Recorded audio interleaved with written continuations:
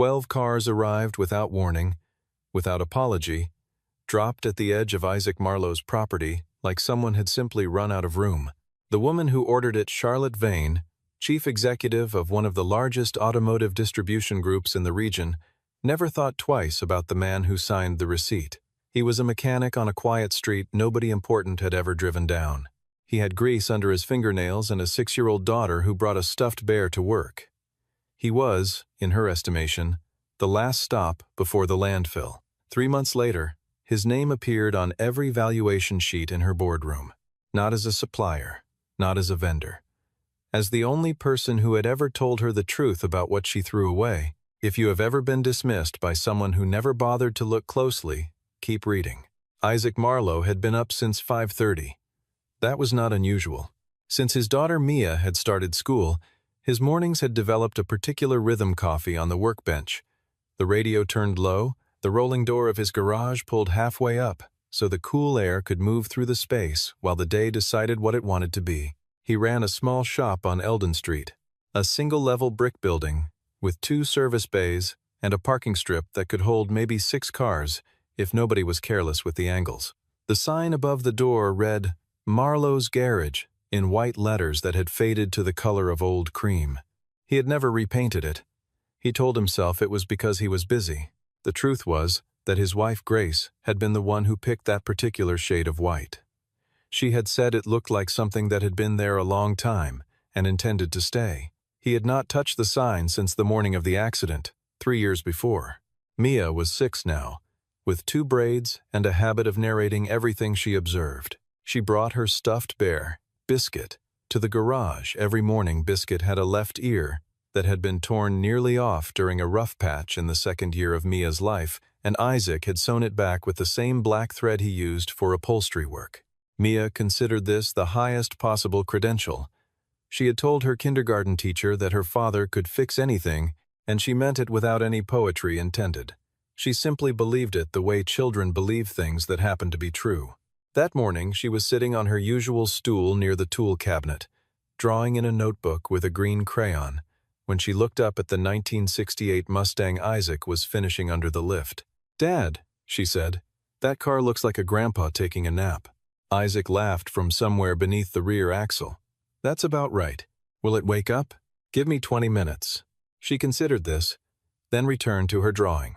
Luke Derry arrived at 7:15, as he always did, with 2 extra cups of coffee from the gas station, 2 blocks over, and a general atmosphere of mild anxiety that had nothing to do with any specific thing and everything to do with his personality.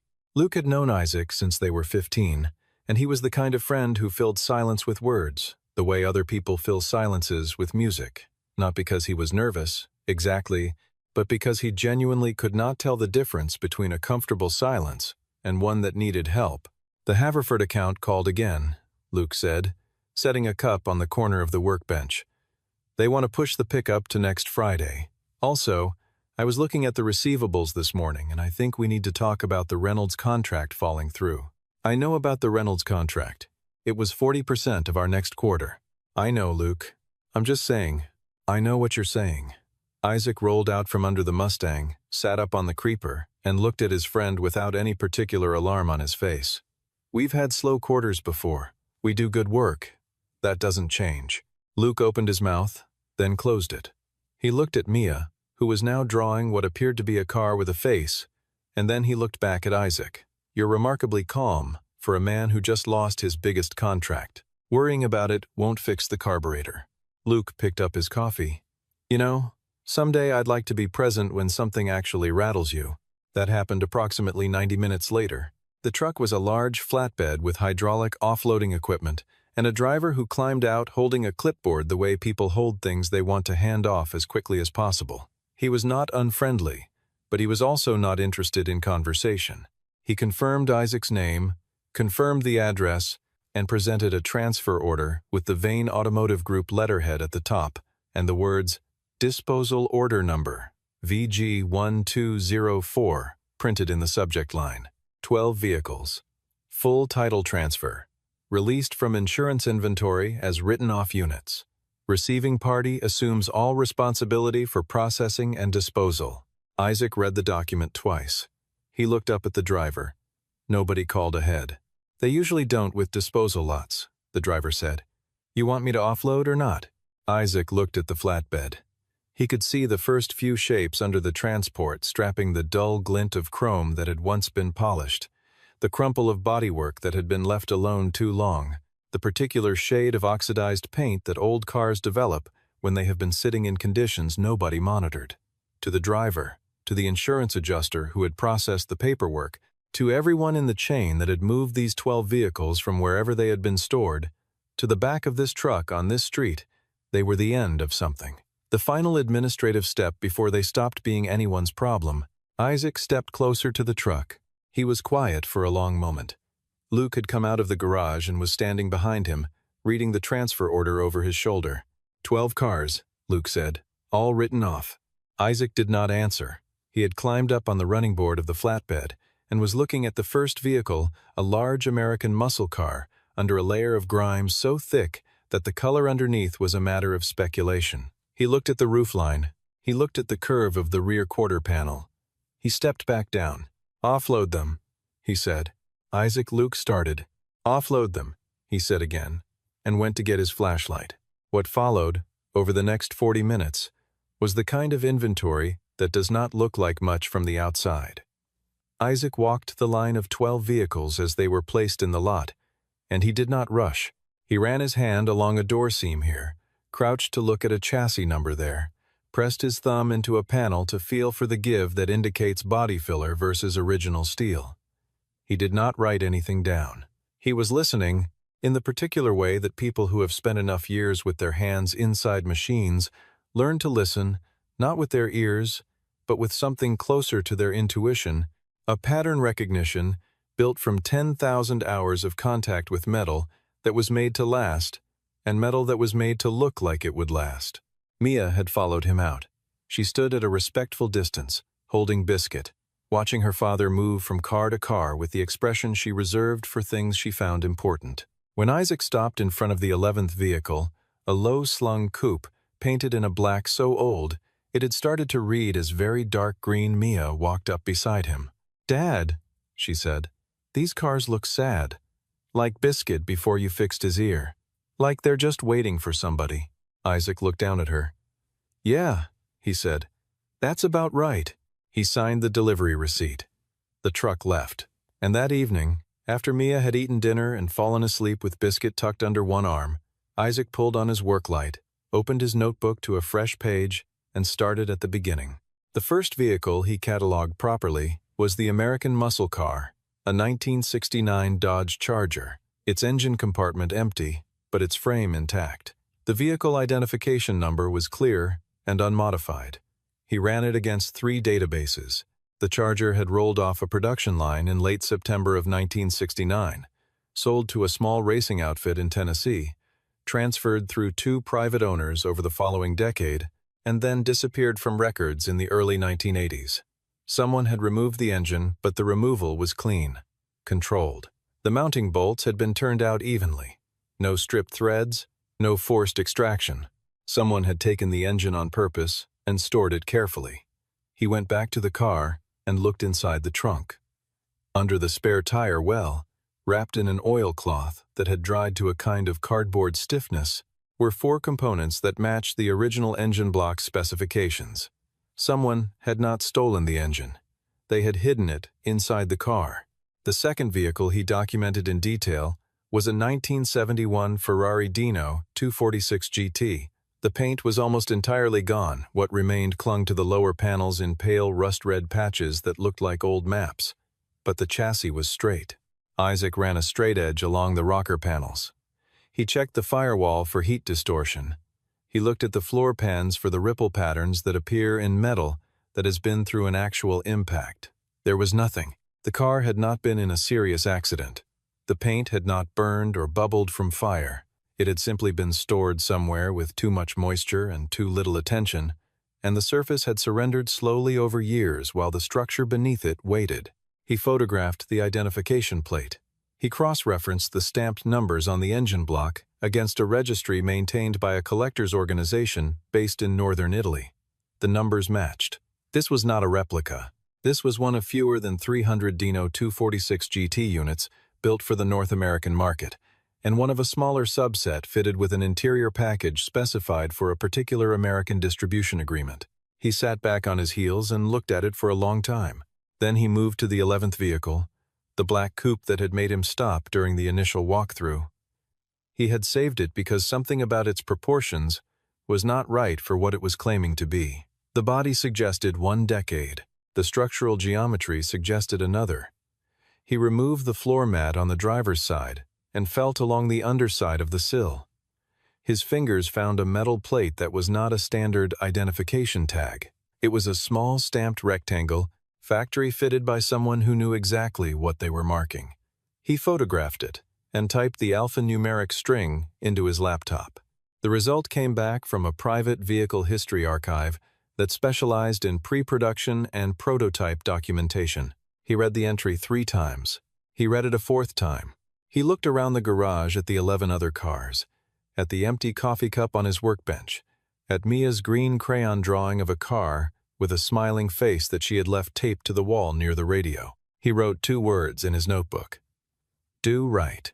Then he closed the notebook, turned off the work light, and went to sit in the chair by the door for a while. Charlotte Vane had been running Vane Automotive Group for 14 months, which was long enough to have stopped surprising people with her decisions, and short enough that certain people in the organization still believed she would eventually defer to them out of habit. She was 29. She wore her hair pulled back in a way that communicated efficiency without appearing to try. She had grown up around the company her father had been the previous chief executive, her grandfather, the founder, and she understood the business in the layered, ambient way that only comes from having sat in the back of rooms where decisions were made long before anyone thought of asking your opinion. She had ordered the disposal of the insurance lot because Jason Holt had put the paperwork in front of her and explained, in his particular way of explaining things that was designed to make disagreement feel uninformed, that carrying the vehicles on the books was creating complexity in advance of the equity offering. The vehicles were written off, the paperwork was clean, the fastest path was disposal. She had signed it in approximately 11 seconds. She had come to Eldon Street 2 days later because Jason had said the receiving facility needed to be verified for compliance purposes, and something in her had been mildly curious about the name Marlowe's Garage, 1-star rating from a parts supplier who clearly had a grudge, 4.5 stars from every actual customer, with reviews that mentioned things like, "The only honest mechanic I've ever met," and took the time to explain everything. She had filed this away without deciding what to do with it. Then she found herself in the passenger seat of Jason's car heading down Eldon Street, and she told herself it was a compliance check. Isaac Marlowe was wiping his hands on a shop rag when they walked in. He was not what she had pictured. She had not pictured much, honestly, but she registered him the way she registered most people, quickly, and with the quiet confidence of someone accustomed to being the most important person in a room. He was average height, dark-haired, with the kind of forearms that come from work rather than a gym. His daughter was sitting on a stool near the wall, drawing, with a stuffed bear in her lap. Charlotte looked around the garage. It was clean, relative to what she had expected, organized. She could see the edge of the disposal lot through the side door 12 shapes in various states of external degradation. "I want to confirm these are being processed correctly," she said. "They're insurance write-offs. They shouldn't be resold." Isaac looked at her without heat. The transfer documents were complete. "I understand what I received." Jason stepped forward slightly. He was 54, thick-necked, with the silver hair of a man who had decided at some point that his appearance was a form of authority. "We want to be sure there's no misunderstanding about the status of those vehicles. They're designated for scrap, not for retail." "I understand that," Isaac said, in the same level voice. The little girl looked up from her drawing. "Hi," she said to Charlotte. "Do you want to see what I drew?" "I drew one of the cars outside." Charlotte glanced down. The drawing showed something that was approximately car-shaped, with a large round face on the hood and a frown. There was a small figure standing next to it. The figure had what appeared to be a wrench. "That's very nice," Charlotte said, with the careful warmth of someone who is not around children often. She turned back to Isaac. "You have a daughter here at the shop." "I do." "That's practical." She said it without calculation, But something in the word landed a half-step wrong. The implication was not malicious. It was worse than that. It was simply the way a person describes something they have classified without really seeing a small life arranged around limited options. A man on a street like this, doing work like this, with a child on a stool in the corner. Practical. As in, what else would you do? Isaac did not respond. He looked at her for one flat second, and then he looked away. Luke, who had been standing near the back of the garage, tightened his hand around the wrench he was holding. Mia tugged gently on the hem of her father's sleeve. "Dad," she said quietly. The lady looked at the cars outside, the same way the boy at school looked at Biscuit, like he couldn't figure out what they were for. Charlotte and Jason left, 5 minutes later. As their car pulled away from the curb, Mia watched it through the rolling door. "The cars are pretty, Dad," she said. "She just didn't look long enough." Isaac crouched down to her level. "Some people don't, sweetheart." That night, at 11 o'clock, he photographed the metal plate from beneath the 11th vehicle's floor mat under high-resolution lighting and cross-referenced the string a second time with 2 independent archives. What the second search confirmed was this. The vehicle was not a reproduction of anything. It was a prototype. Specifically, it was Unit 11 of a 17-unit pre-production test series commissioned internally by the original Vane Automotive Enterprise in 1973, built in an attempt to qualify for a government fleet contract that had ultimately been awarded to another manufacturer. The project had been quietly discontinued. The prototypes had been dispersed, some destroyed, some sold, some allocated to company executives, most simply losing coherent documentation over the following decades. The stamp on the plate was the original internal production code, and it matched the entry in the archive precisely. He called up a recent auction record for a vehicle from the same prototype series, Unit 7 of 17, documented incompletely, with a damaged chassis and no original paperwork. It had sold at auction in London 14 months ago for $940,000. The unit in his garage was complete. The chassis was straight. The original specification document, still tucked under the floor mat in its laminated sleeve, was intact. By any reasonable estimate, its current market value fell between $1.1 and $1.4 million. He sat with that number for a while. The title was in his name. The transfer documents were signed and filed. By every applicable legal standard, every one of the 12 vehicles in his lot was his property, free and clear, and he could do with them whatever he chose. He thought about Grace. She had said once, very early in their relationship, that she was not afraid of him failing at things. She was afraid of him losing sight of why he did them. He had not understood it fully then. He understood it now. He opened a new document on his laptop. Over the following 2 hours, he assembled a 34-page technical assessment of all 12 vehicles, photographs, condition notes, historical documentation for each, current market valuations drawn from 3 independent reference databases, and a complete copy of the transfer paperwork bearing Vane Automotive Group's signature. He did not write any accusations. He did not include any demands.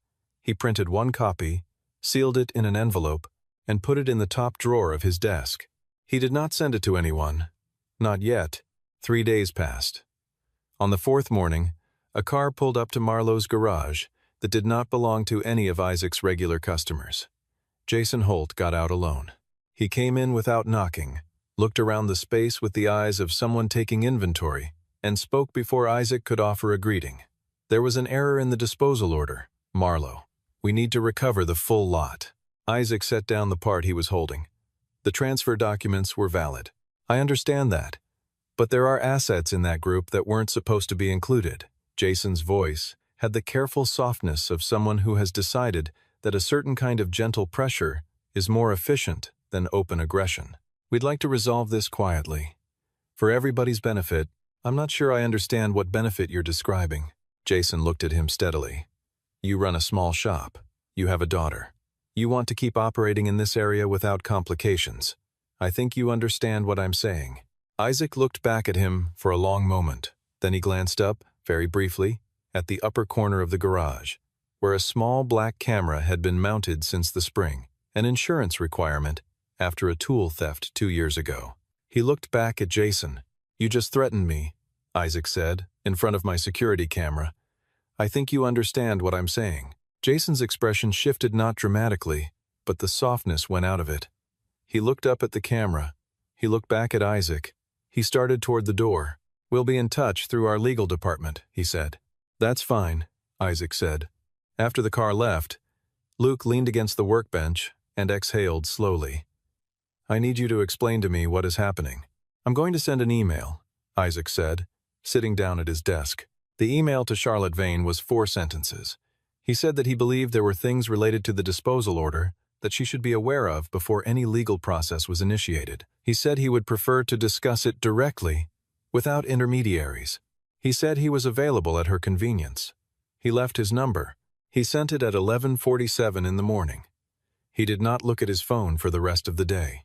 At 4 in the afternoon, Mia came in from the yard where she had been drawing on the sidewalk with chalk, and she looked at her father's face with the directness that children apply to problems they consider solvable. "Dad," she said, "are you worried about the sad cars?" "Not exactly," he said. "I'm thinking about doing something the right way." "Is there a wrong way?" "There's an easier way," he said. "It's not the same thing." She thought about this. "Okay," she said, and went to get a juice box. That weekend he worked, not out of deadline or obligation, but because he wanted to be standing somewhere real when the conversation with Charlotte Vane happened. He wanted to come with evidence, not argument.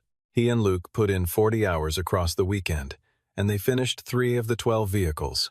The Charger came back to life in a way that was genuinely startling. The engine components from the trunk, cleaned, reassembled, reinstalled, with the original mounting hardware, started on the second attempt. The sound was not loud in the theatrical way that people who have never worked on old American engines imagine.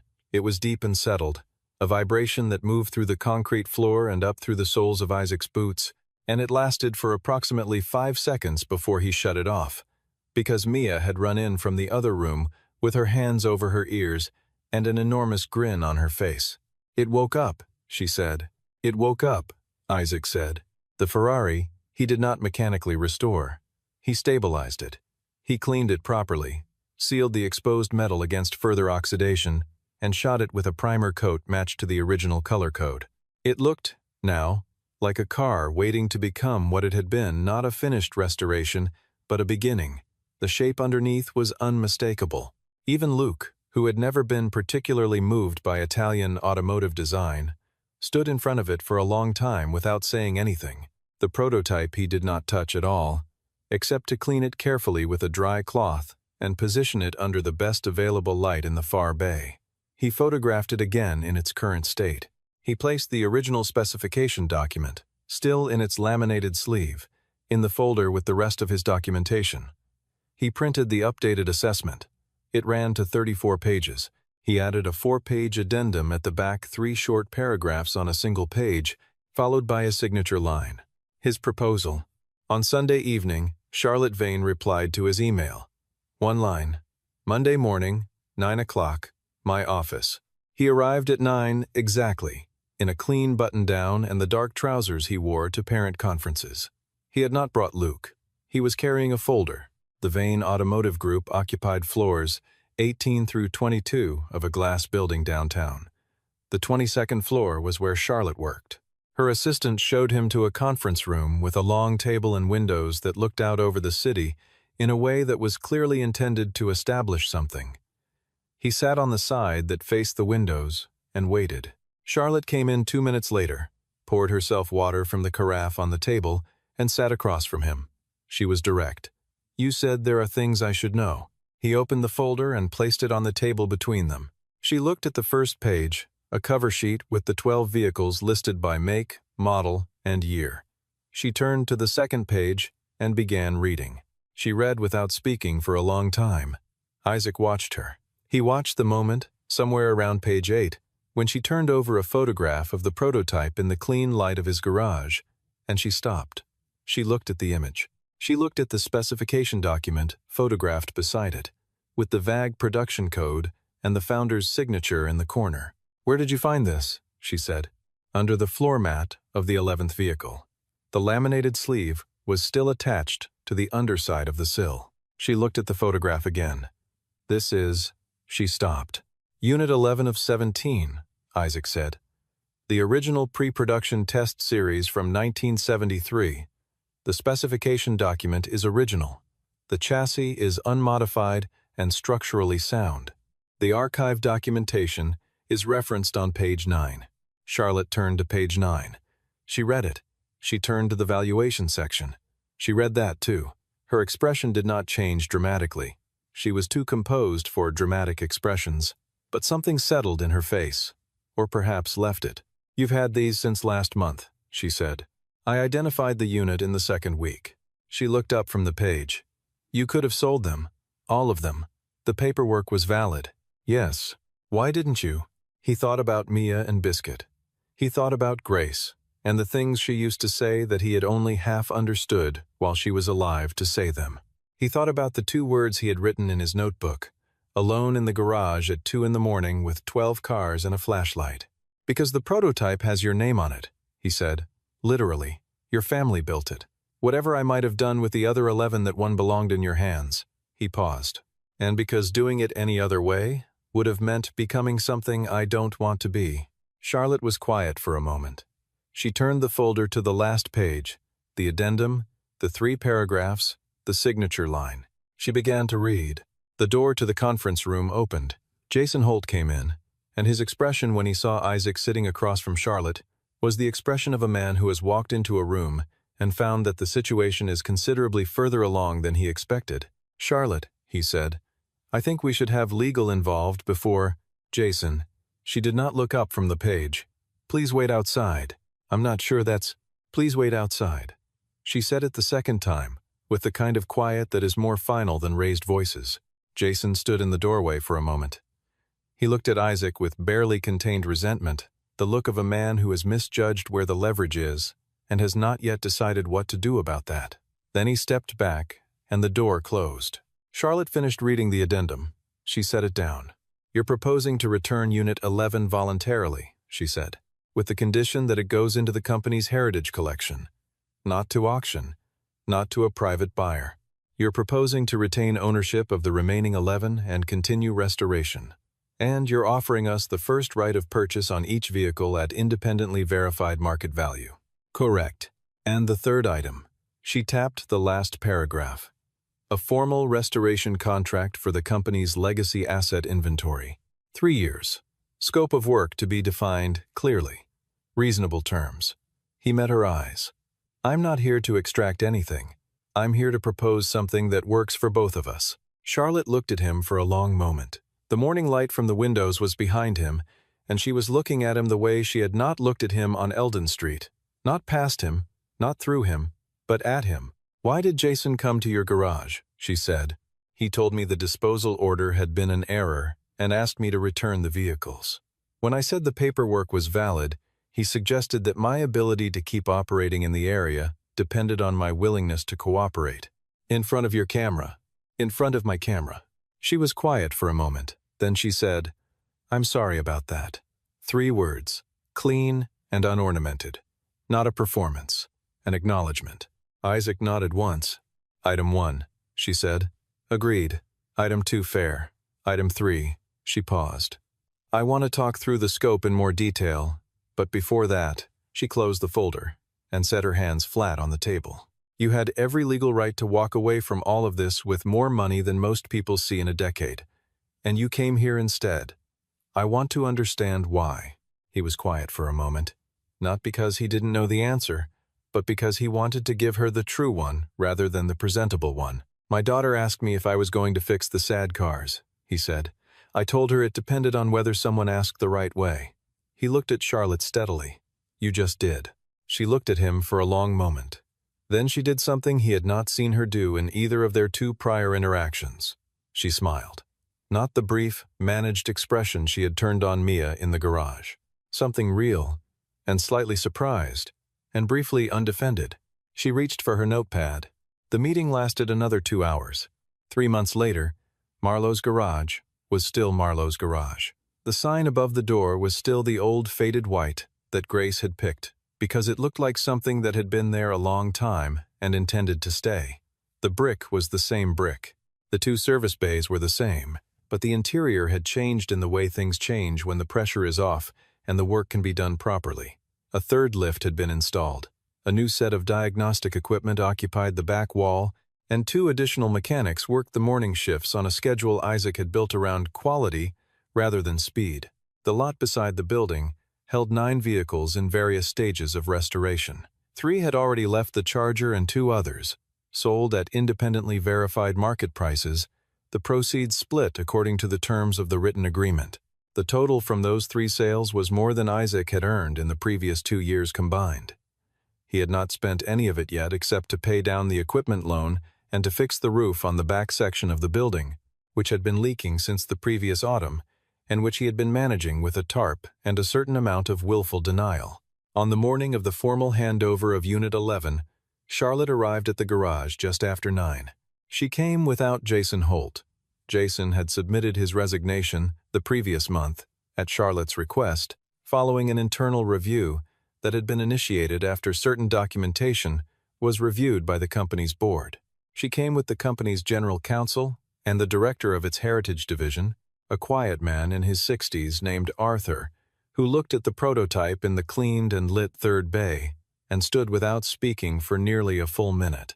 "We've been looking for this for 11 years, Arthur said finally. "It was under a floor mat," Isaac said. Arthur looked at him. "A floor mat. People look at the obvious things first," Isaac said. "Sometimes the important things are where nobody thought to check." Charlotte watched this exchange from a few feet away. She was holding a copy of the transfer documentation, the formal return of Unit 11 to the company's legal possession. The vehicle looked, under the lights Isaac had positioned, the way historical photographs of it had suggested it should look when new, low, and purposeful, with the particular stillness of something that had been built for a reason. The brass plate on the dashboard, the original upholstery, cracked but present, the specification document in a protective sleeve, back in the hands of the family whose name was on it. She signed her side of the paperwork.